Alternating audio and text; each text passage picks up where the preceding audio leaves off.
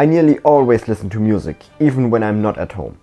And I don't use my smartphone for that, mainly because A, it costs money, B, it consumes mobile data, and C, it drains the battery. But I've been using various other devices to enjoy music on the go.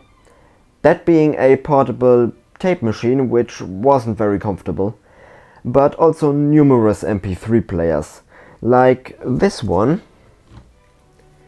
which has no volume adjustment for some reason. The one I've been using recently is this one. It works for me, but 512 megabytes of flash storage is not a whole lot. So I need a new one. Sooner or later, the idea of buying an old iPod came to my mind. And I thought these devices are well over 10 years old and they're probably cheap, right? No. No matter which model, for the amount of storage it features, it's incredibly expensive. But even new ones with a lot of storage on Amazon are expensive. This is partly because there is one last criteria. I want an MP3 player, not a second smartphone. Therefore, the final iPod models, old smartphones or most of the products on AliExpress wouldn't work. So I went all in and bought an iPod Classic 6th generation with 160 GB. Let's find out if an iPod Classic is worth it in 2024. Now let's just take a look at it. Obviously it was delivered with the charging cable and some headphones, but I'm probably not going to use those headphones. But anyways, this is the device, again 6th generation. It's the black model and it's in fairly good condition. It's a little dirty, there are some light scratches right here, but this is really not a problem. There are some very light scratches on the display, but yeah, well. The backside, well, the backside is always looks like this with all those scratches, mainly because this is, what is it, aluminum. If you put it in your pocket, this part right here, the whole backside, is what wraps around the fabric and, well, therefore it always looks a scratch, but this one's in reasonably good condition. You have the charging and data transfer port right here. Nothing here. Well, the hold button right here. And, well, the headphone plug right here. Nothing right here.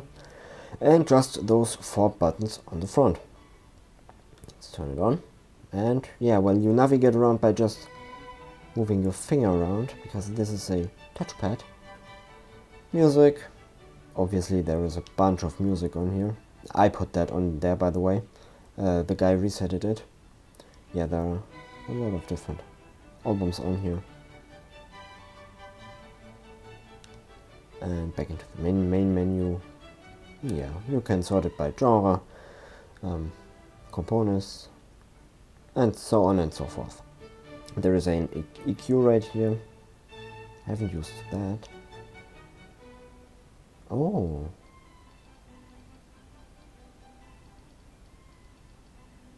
Interesting. Very interesting. I guess why not? Yeah, well, there's not a whole lot to say. It's just a basic MP3 player and not a phone, just as I wanted it. And so I think it's time to get to the process of putting music on here. As you can see, I'm using iTunes because, in my opinion, it's a solid piece of music software.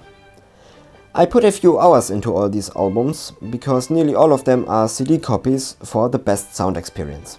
The process of copying a CD is easy. Put the CD into the reader and let iTunes do the work. Because the store doesn't seem to work anymore, I had to select these covers manually by copying the picture from the internet. Now connect the iPod. Apparently I was missing some kind of software, but after installing it, it was as easy as pulling the albums into the iPod window. Right after that, you see it on the iPod.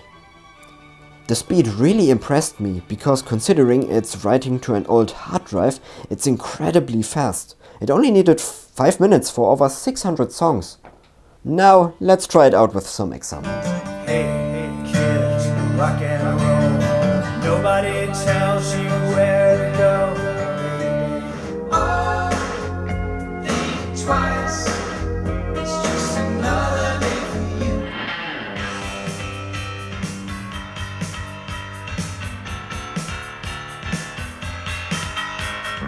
There once was a ship that put to sea. The name of the ship was obsolete. The winds blew up her bow, dipped down below my...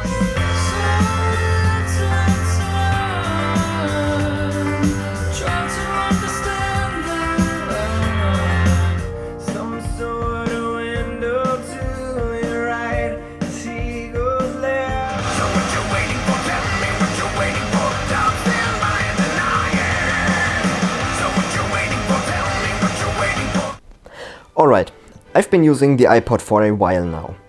And now to come back to the question in the beginning, it's probably not worth it. Streaming services totally replaced these devices.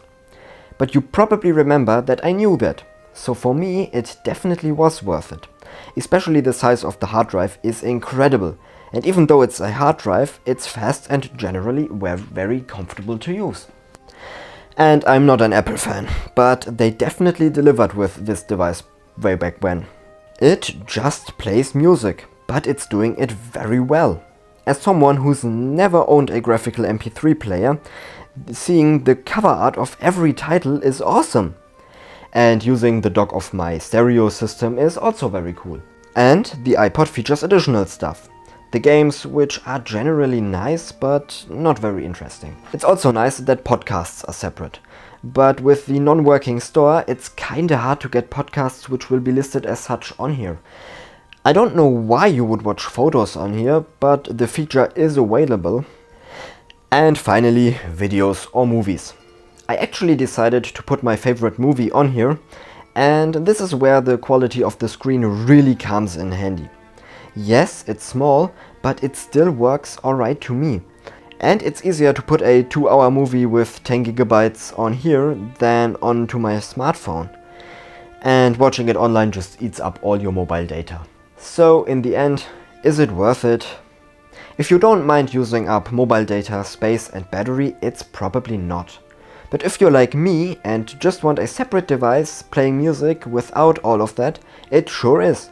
Because the iPod is just an MP3 player and it's incredibly good at being just that. Thank you for watching, see you next time.